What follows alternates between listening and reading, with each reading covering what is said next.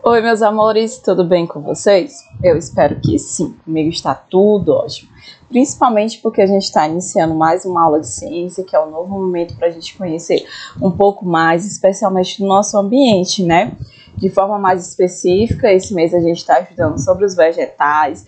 Nas nossas aulas anteriores a gente já viu o quanto que as plantas elas são importantes no nosso dia a dia, o quanto elas equilibram para a manutenção e equilíbrio da nossa natureza e principalmente, né, o quanto que elas são importantes para a nossa vida, porque se não existissem as nossas plantinhas, né, fazendo todos os seus papéis aí que elas fazem no ambiente, na nossa própria vida, provavelmente a nossa vida seria um pouquinho mais triste e um pouquinho menos colorida, não é verdade?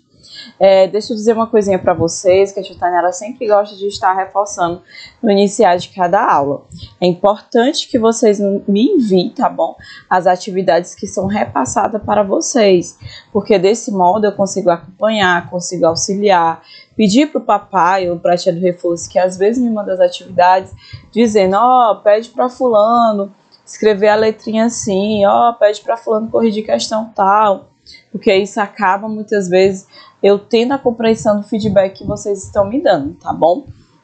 Então não esquece, hoje já tem atividade de classe e vai ter atividade de casa. No momento em que você terminar, você já pede para o papai e para a mamãe me enviar, que a tia já dá uma olhada e se precisar corrigir, a gente corrige logo nessa quinta-feira, tá certo? Tudo agora já está combinado entre a gente, então é hora de começarmos a nossa aula de hoje. Assim como a gente viu na semana passada, as nossas plantas, para poder crescer de uma forma saudável, de uma forma ideal, elas precisam de alguns recursos, né? Os principais recursos, que são como se fossem os amiguinhos da planta, para ela poder crescer, é principalmente o solo, o sol e a água, na verdade.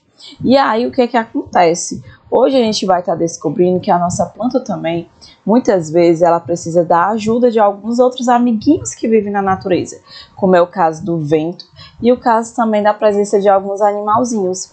Por quê? Esses dois juntos ajudam num processo conhecido como dispersão de sementes.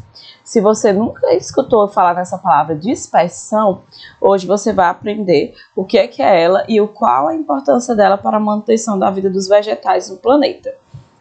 Inicialmente, na semana passada, a gente viu um pouco sobre o processo de germinação. Conseguimos observar que as plantas, elas nascem, crescem e no processo de reprodução, geralmente ela produz uma semente. E essa semente é quem vai estar dando origem, né, a uma nova planta, novamente, para ela começar, de forma geral, o seu ciclo de vida. Então, assim, as nossas sementes, elas são muito importantes para a sobrevivência das espécies, porque é ela quem garante se a espécie vai para frente, né, que digamos assim, continue existindo ou não, tá certo? E aí hoje a gente vai estar vendo como que essas plantas elas são dispersadas no ambiente, ou seja, como é que elas são espalhadas no nosso ambiente. Então vem comigo que agora a gente vai começar. Preste muita atenção, qualquer dúvida você pode estar dando pause, dizendo para a mamãe, eu fiquei com dúvida nisso, que aí depois a sua mãe manda uma mensagem para a tia e a tia vai ter todo o prazer do mundo para estar te respondendo, tá certo? Então vamos lá. Começamos aqui com a Atena trazendo uma perguntinha para a gente. Você sabia que as sementes, além de serem plantadas pelos humanos, também podem ser espalhadas por alguns animais? Muito interessante, né?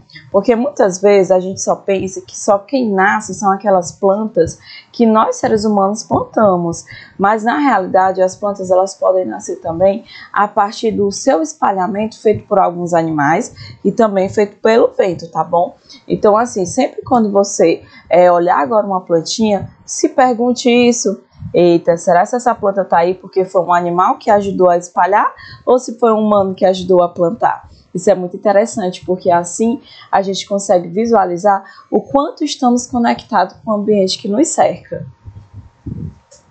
Então, o que acontece? O processo em que as sementes elas são espalhadas por um animal, pela água ou pela força do vento, ela é chamada de dispersão, tá bom?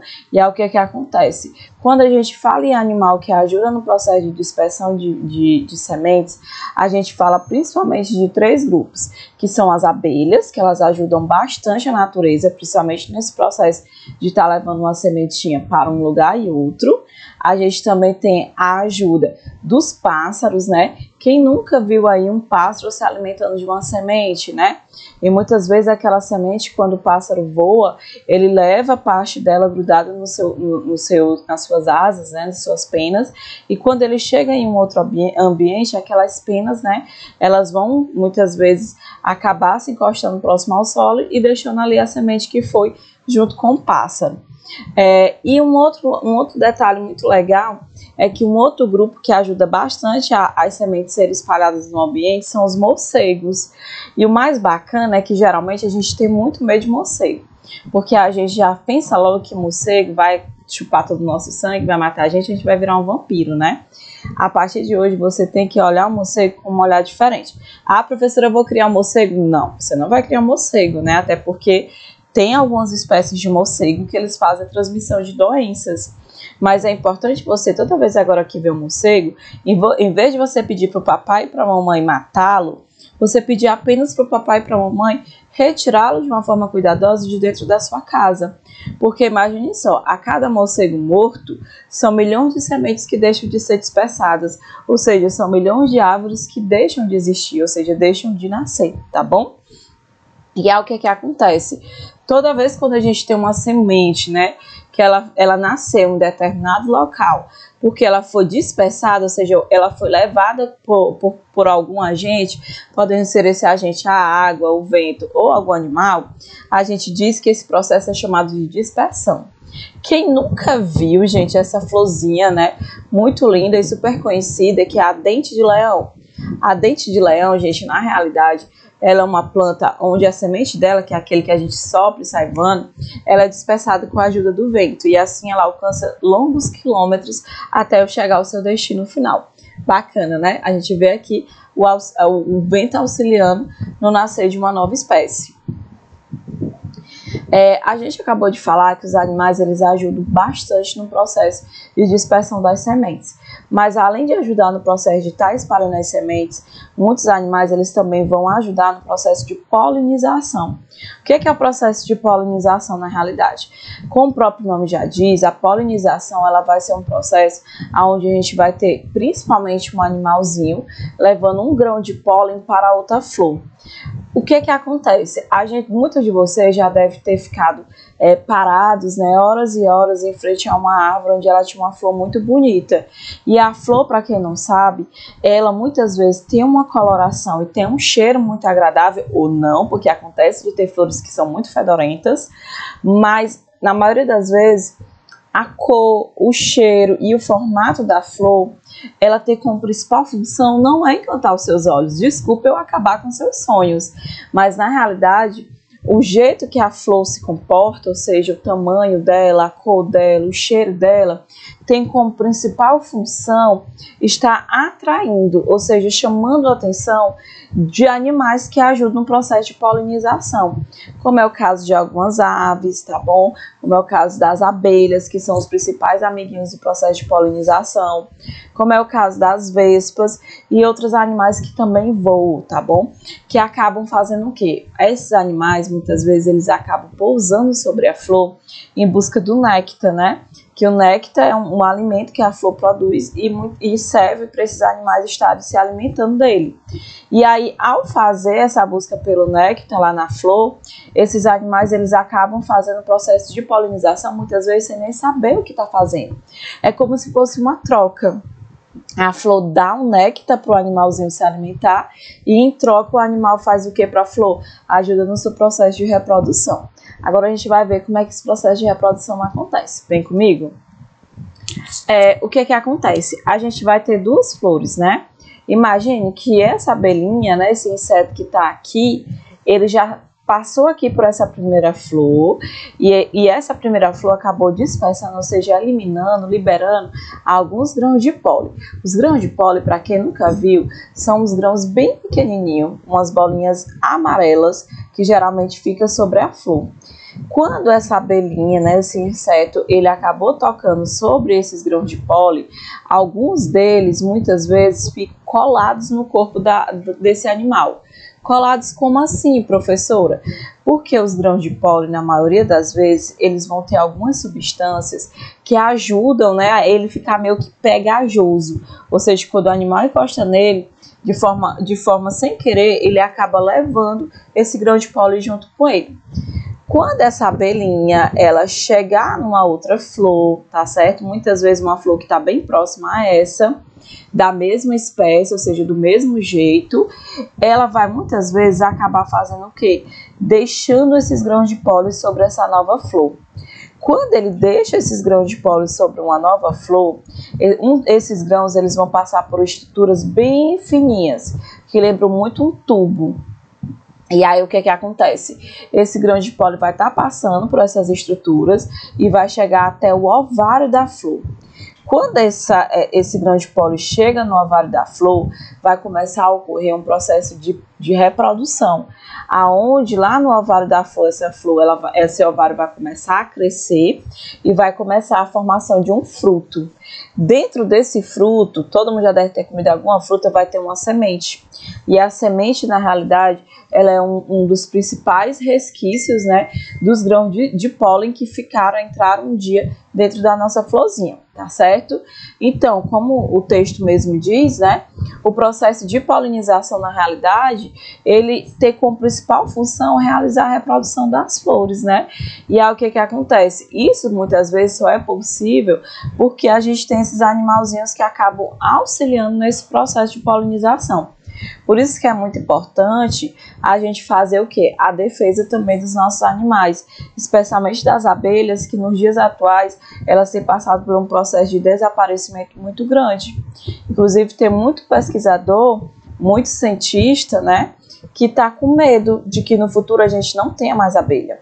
E aí o que vai acontecer? Sem abelha, sem flor reproduzindo, a gente não vai ter fruto sendo produzido também, e aí a nossa natureza vai ficar um caos, tá bom?